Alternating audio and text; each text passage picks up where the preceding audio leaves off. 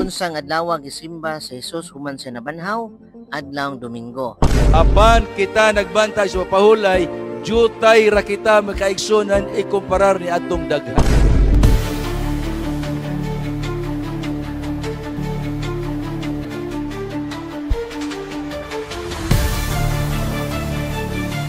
Mayong adlaw o kumusta? Doon na tayo gaan og tubag. Kabahin ining post ni Dan Maasin nga migamit siya sa libro sa usa ka pari, depensor sa simbahang Katoliko, nga matod pa siyang post ato basahon. Basaha og sabta mga igsuon kong Katoliko. The Faith of Millions by Reverend John A. O'Brien, page 147. Nga matod pa sa mong libro, you also believe that one of the fundamental duties enjoined upon you by your Christian faith is that of Sunday observance. But where does the Bible speak of such an obligation? I have read the Bible from the first verse of Genesis to the last verse of Revelations, and have found no reference to the duty of sanctifying the Sunday. The day mentioned in the Bible is not the Sunday, the first day of the week, but Saturday, the last day of the week. Nga kanunay balik-balikon sa mga Adventista nga mag-ingon, tan-awan ninyo o pari na ninyo, nag-ingon nga wala gibalaan ang adlawng Domingo, kundi adlawng Sabado katapusang adlaw sa semana. Apon wa nila ni sabta ang ginatibuk-ang konteksto sa maong libro, kay ila mang giputol ang gisulti sa maong libro.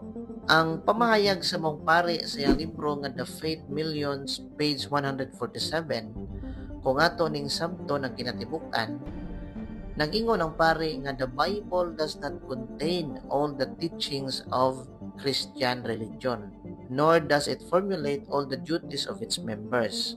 Nga nagpasabot nga diha sa Biblia, wala masaysay tanan ang kinatibuk-ang pagtulunan alang sa mga magtotoo Kristiyano. Kung dili kini maoy maghimo og tahas o buhat alang sa mga magtotoo o mga membro. Sama pananglit sa pagpahulay sa adlawng Domingo, dili kini ma-explain kung Biblia lang ang basihan. Kay matod pa sa mong pari nga gikot ni Dan Maasin nga iyang giputol, nagingon, gibasa niyang Biblia gikan sa Genesis ngadto sa Revelation. Wala siya'y nabasa nga gibalaan ang adlawng Domingo kundi adlawng Sabado.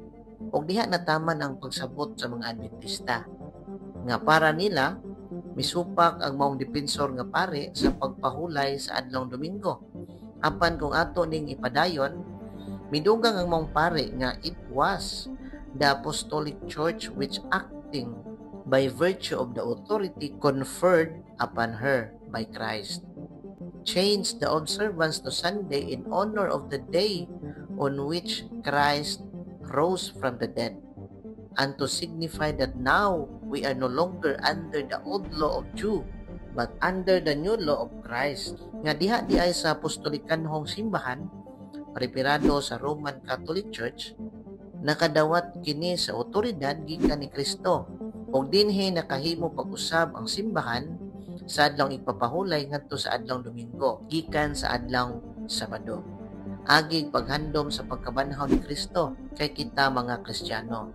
Mao kini ang sumpay nga wa ipadayon sa pagputlo ni Dan Maasin o sa iyang mga kaubanang Adventista. Ang punto ni O'Brien mao nga kung imong dawaton ang Biblia lang, Bible alone, dili ka makapangatarungan o di nimo masabtan nganong Domingo ang ipapahulay.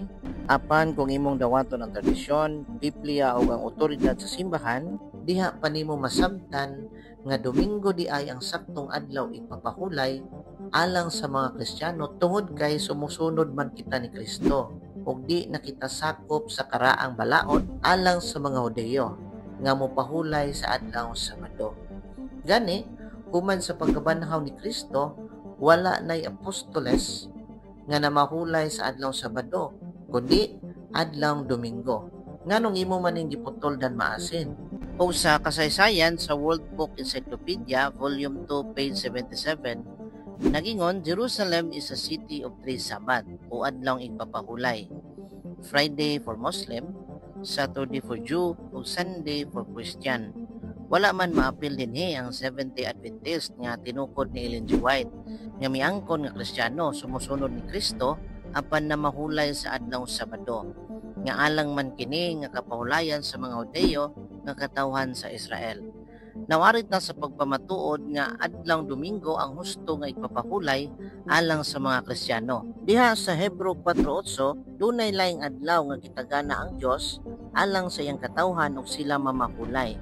Nga sa Salmo 118:22-24 nagingon ang bato nga gisalikway nahimong importanteng bato.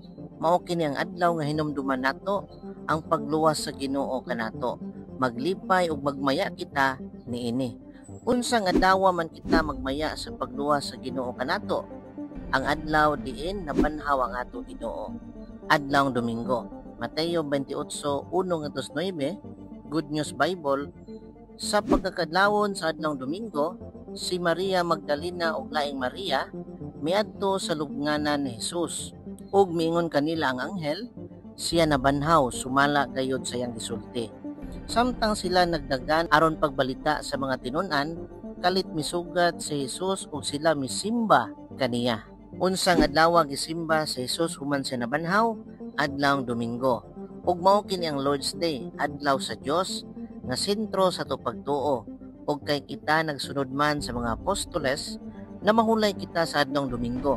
Og prueba niini sa buhat 27, nagingon si San Pablo, sa unang adlaw sa semana o Domingo, nagtigom kami aron pag-ambit sa balaang panihapon ug mao kini ang santos nga Eucharistia. Ug matud pa ni Saint Ignatius of Antioch tuig 110 AD, nagingon, those who live according to the old order have come to a new hope, no longer keeping the Sabbath, but living according to the Lord's Day, on which our lives sprang up through Him. Klaro sa gisulti ni Saint Ignatius of Antioch, tinun-an ni Apostol Juan, nga ang mga katawhan kaniadto nagsunod sa daang balaod o mga tradisyon, sama sa pagpahulay sa adlaw Sabado. Apan human sa pagkabanhaw ni Kristo, adunay bag-ong paglaom. Wala na sila mopuyo ubos sa daang sistema sa balaod, kundili nabuhi na sila sumala sa adlaw sa Ginoo. Ang adlaw nga mitungha ang bag-ong kinabuhi pinaagi sa pagkabanhaw ni Kristo ug mao kini ang adlaw Domingo. Ug mas mituo kita sa disipulo ni San Juan nga si Saint Ignatius nga personal gayud nga nakiguban sa apostol ni Kristo. Nun ka sa simbahan nga gitukod lang og tao didto sa Amerika. Busa ang libro sa pare wala kini magsupak sa pagpahulay sa mga Kristiyano sa adlaw Domingo, kundi nagpalig-on hinuon kini. Pinaagi sa Biblia, tradisyon o sa otoridad sa simbahan atong mapamatud-an nga ang sakto nga adlaw sa ipapahulay maong adlaw Domingo nga gikan gayod sa mga apostoles.